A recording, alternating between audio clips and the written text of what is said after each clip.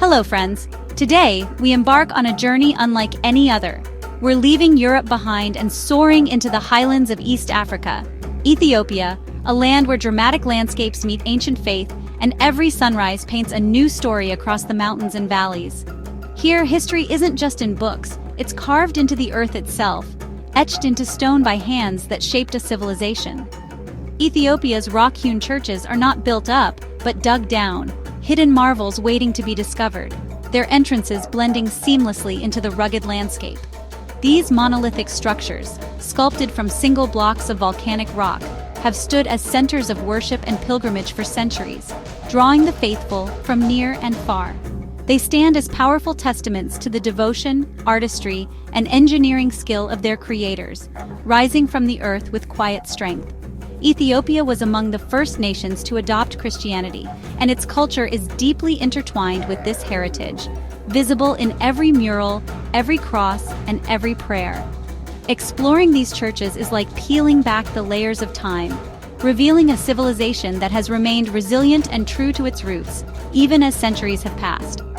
We'll meet the people who keep these traditions alive, priests, artisans, and villagers, witnessing the architectural genius and spiritual devotion that have captivated travelers for generations. This isn't just a trip to see old buildings, it's a chance to connect with a living, breathing culture, where ancient rituals and vibrant daily life exist side by side. The faith that inspired these churches is still practiced with passion today, filling the air with song and the glow of candlelight. You can hear ancient chants echoing through stone halls, smell incense drifting on the air, and see white-robed pilgrims who travel for days to worship here, their devotion unwavering. Some things endure for centuries, connecting past and present in a seamless, beautiful way. Stories, traditions, and faith passed lovingly from one generation to the next. So get ready to be amazed as we uncover the wonders and living spirit of Ethiopia together.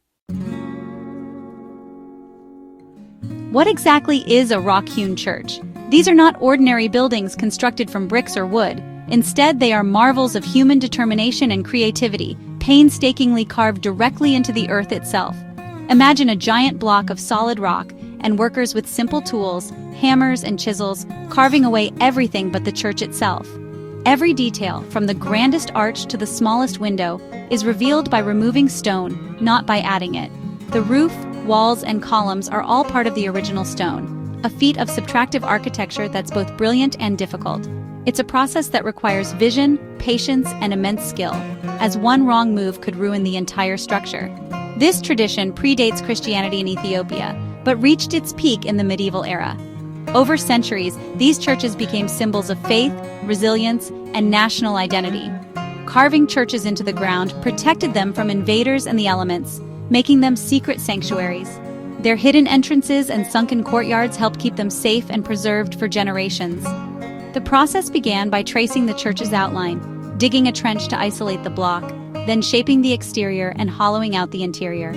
This method demanded careful planning and teamwork, as every stage depended on the success of the last.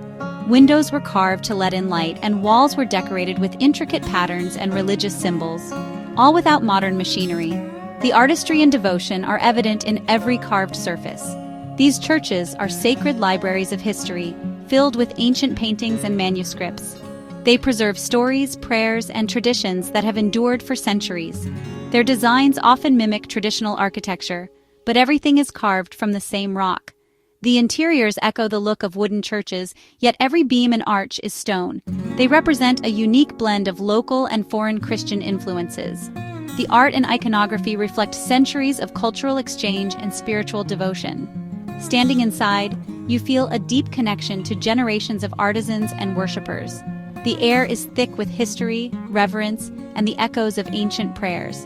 These are not just buildings, they are living monuments to faith and ingenuity. To visit a rock-hewn church is to step into a world where stone, spirit, and history are forever intertwined. The experience is unforgettable. When it comes to rock-hewn churches, Lalibela is legendary. Its name echoes through the centuries, conjuring images of devotion, ingenuity, and spiritual wonder. This small town in Ethiopia's highlands is home to 11 medieval monolithic churches, all carved from soft, reddish volcanic rock. Each church was painstakingly chiseled directly into the earth, blending architecture with the natural landscape in a way that feels almost miraculous. Lalibela is called the New Jerusalem, a sacred landscape wrapped in legend.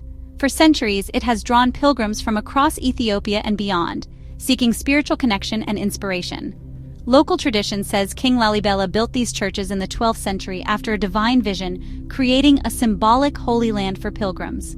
According to legend, angels even aided the workers, speeding the construction of these awe-inspiring sanctuaries. The churches are organized into two main groups, separated by a river called the Jordanos, with a third church standing apart. This river is said to represent the biblical Jordan, further deepening the site's spiritual symbolism. A maze of tunnels and passageways connects them, making each visit a journey of discovery. Pilgrims wind through dim corridors, emerging into sunlit courtyards and hidden sanctuaries. The site was designed to represent the Holy Land, allowing pilgrims to experience its sacred geography without leaving Ethiopia. Every step echoes with centuries of prayer and tradition. The churches vary in design. Some are massive basilicas, others intimate, cross-shaped structures. Each one offers a unique spiritual atmosphere, inviting reflection and awe. Every detail, from columns to window carvings, is hewn from solid rock. The craftsmanship is astonishing, with intricate patterns and religious symbols carved by hand. The ambition behind Lalibela was not just to create places of worship, but masterpieces that would endure as symbols of faith. These churches stand as a testament to human devotion and creativity. It's a divine work of art, a living monument where history, faith, and legend are carved into stone for all to witness. Among Lalibela's churches, Bet Georgis, the Church of St. George, stands out as the most iconic. Isolated in a deep pit, it's carved in the shape of a perfect Greek cross. Approaching it, you descend through a winding trench, anticipation building until the church is revealed below. The roof, level with the ground, is decorated with a cross within a cross. The church plunges 15 meters into the earth, sculpted with astonishing precision. Walking around it, you see the craftsmanship from every angle, and carved hollows where hermit monks once lived. Inside, the cool, dark space is lit by cross-shaped windows, creating an atmosphere of solemnity and peace. The simplicity of the interior enhances its power. Here, you feel sheltered by the earth itself, a space for quiet reflection and deep faith. Bet Georgis is a masterpiece of devotion. Walking through Lalibela's churches is a journey back in time. The floors are worn smooth by centuries of pilgrims, and the air is thick with incense and ancient stone. Faded murals on the walls depict biblical scenes and saints, painted directly onto the rock centuries ago. Local priests, dressed in traditional robes, guide you through, showing treasures like ancient silver crosses and centuries-old Bibles. These are not museum pieces, they're sacred objects still used in worship. To move between churches, you navigate narrow, sunken passages and dark tunnels, symbolizing a passage from darkness to light. Emerging into a sunlit courtyard is exhilarating, a small pilgrimage in itself. Every step connects you to generations past. This is living history. Visiting Ethiopia's rock-hewn churches is a deep dive into living faith. Spiritual life here is woven into daily existence, and the most powerful way to experience it is by witnessing a church service. Before dawn, the sound of chanting and drums fills the valleys, the liturgy unchanged for over 16 centuries. Pilgrims in white shawls move silently toward the churches, their devotion palpable. Inside, worshippers stand for hours, voices joined in ancient Ge'ez chants. Priests in embroidered vestments read from leather-bound Bibles and bless the congregation with ornate crosses. Even without understanding the words, the sincerity of faith is unmistakable. These are not cold monuments. They're vibrant centers of spiritual life. The rituals performed today are the same as those practiced since the churches were first carved. Here you witness an unbroken chain of tradition. It's a powerful reminder that history lives on. Lalibela is famous, but Ethiopia's rock-hewn churches extend far beyond, to the remote, rugged region of Tigray. Here, hundreds of churches are hidden on cliff faces and mountaintops, often older and more challenging to reach. The journey is part of the pilgrimage, sometimes requiring strenuous hikes and heart-pounding climbs. One of the most famous is Abuna Yamadagu, called the world's most inaccessible church. To reach it, you scale a sheer sandstone wall, Then walk a narrow ledge to a beautifully painted entrance.